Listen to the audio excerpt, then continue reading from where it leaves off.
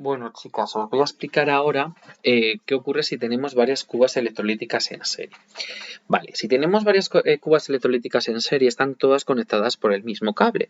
¿Y qué es lo que pasa por los cables? Los electrones. Por lo tanto, ¿qué se nos va a mantener entre una cuba electroquímica y otra? Pues se nos va a mantener el número de moles de electrones que pasan. O lo que es lo mismo, la carga que tienen. ¿Por qué?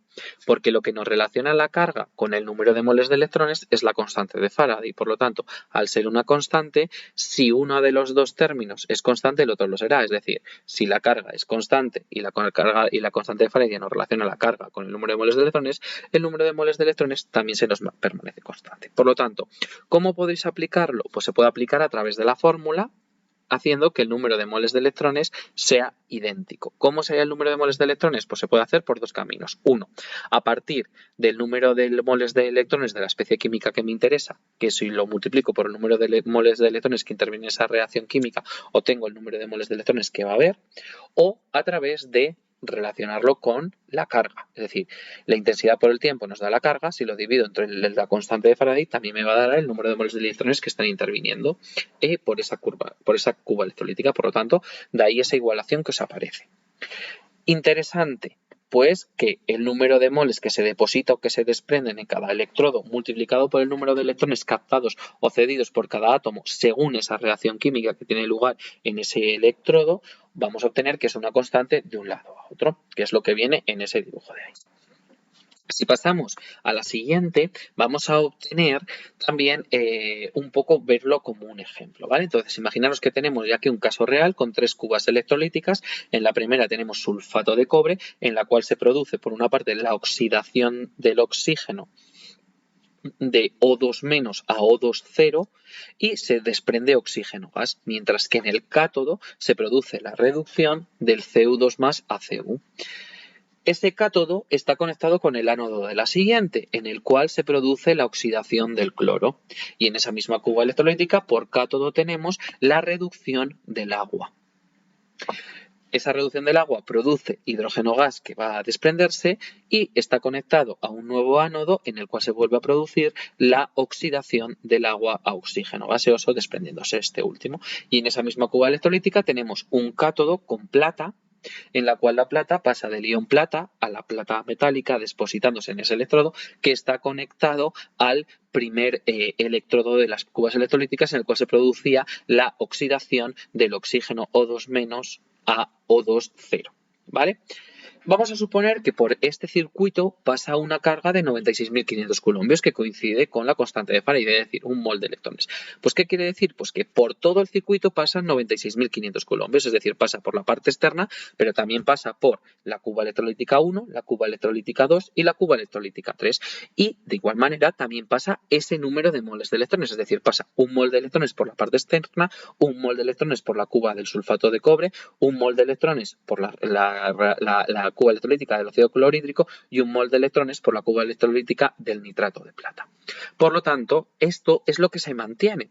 Si nosotros ya sabemos que la carga se mantiene, es muy fácil hacer cálculos. Para ello vamos a suponer estas tres celdas electrolíticas en serie, en la cual se va a realizar una experiencia en la cual se aporta una intensidad de 5 amperios durante 50 minutos. ¿Qué es lo primero que vamos a hacer? Pues yo os veo más conveniente dejar fija la carga, más que los moles de electrones, porque se trabaja mejor con la carga. Entonces, la carga sabemos que es la intensidad por el tiempo. Si yo multiplico intensidad por tiempo, serán 5 amperios por los segundos, que son 50 minutos. 50 minutos, si lo multiplicamos por 60, son 3.000 segundos. 3.000 segundos por 5 amperios me da 15.000. 15.000 coulombios. Y esa es la carga que se mantiene entre unas cubas y otras, ¿vale? Entonces, es lo que hemos realizado al principio, obteniendo esos 15.000 coulombs que veis arriba. Eso se me mantiene, entonces vamos a recurrir a la fórmula de la masa, en la cual tenemos que la masa es igual a la masa molar de la especie que me interesa. En este caso estamos viendo las 6 especies que se están generando en las diferentes cubas electrolíticas. Luego, por la intensidad por el tiempo, que en vez de poner I por T, sabéis que podéis poner una Q de carga, que esa carga ya sabemos que es fija y que son 15.000 coulombs partido por.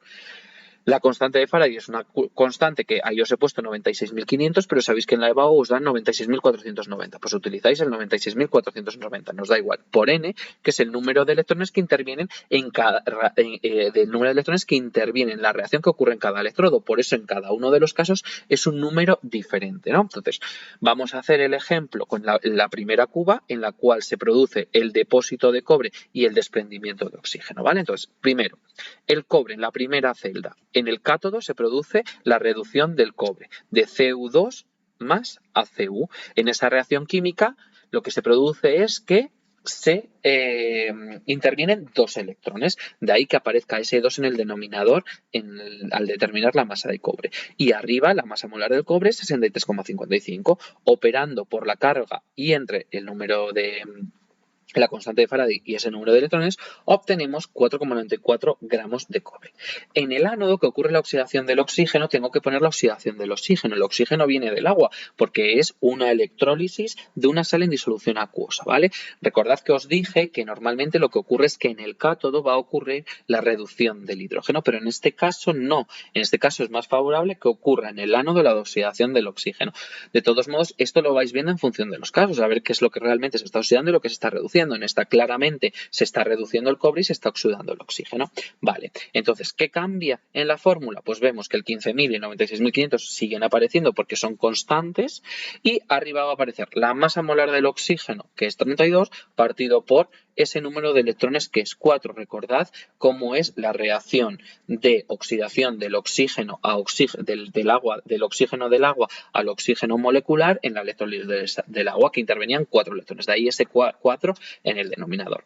Si veis la segunda y la tercera, podéis ir viendo que tiene todo el sentido del mundo esos números, de tanto el número de moles de electrones que intervienen en cada reacción química, como el número de masa molar, ¿vale?